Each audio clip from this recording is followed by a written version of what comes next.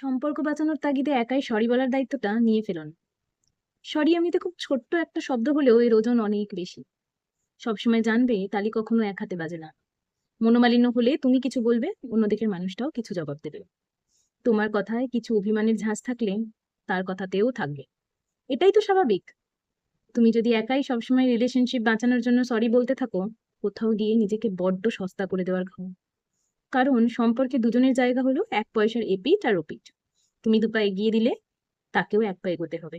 তুমি 1 ইঞ্চি জমি ছাড়লে তাকেও কিছুটা ছাড়তে হবে। তাকেও বুঝতে হবে, সুযোগ দিতে হবে যে অন্যায় করলে ইগো ভেঙে সরিটা বলতে হয়।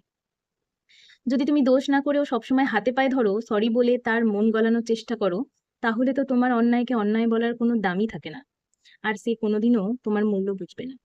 মিস করার আগেই যদি তুমি নিজেকে সহজলভ্য করে ফেলো, তাহলে সে তো মিস করার সুযোগটাই পাবে না।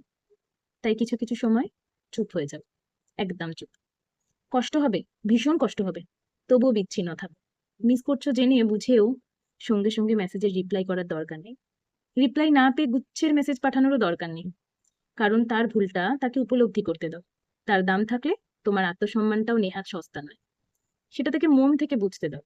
না হলে অনেক শরীর মধ্যে অনেক অন্যায় চাপা পড়ে যাবে। একটা সময় সে বিশ্বাস করতে শুরু করবে সে যা করে সেটাই ঠিক, যা বলে সেটাই ঠিক। প্রত্যেকবার তোমার নিচু হয়ে আত্মসমর্পণ করাটাই তার কাছে একমাত্র সত্যি হয়ে যাবে। একটা সময় যখন সে এটা পাবে না, তখন তার কাছে এই সম্পর্ক বোঝা হয়ে যাবে।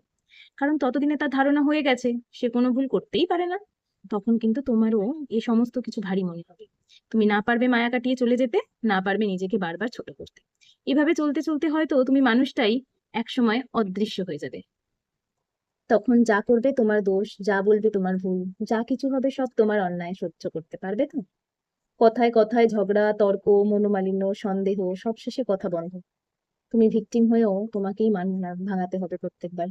সারা জীবন এই দায়িত্ব বইতে বইতে ক্লান্ত হবে না তো? তাই সময় থাকতে রাশ টেনে ধরো। একমাত্র তখনই সরি বলো যখন তোমার অন্যায় থাকবে, কিন্তু অন্যের সরি বলার ভাগটা নিজের কাঁধে তুলে নিও না। কলমে আমার প্রিয় লেখিকা কবি পার্বতী মোদক, কণ্ঠে ঋতুনন্দী।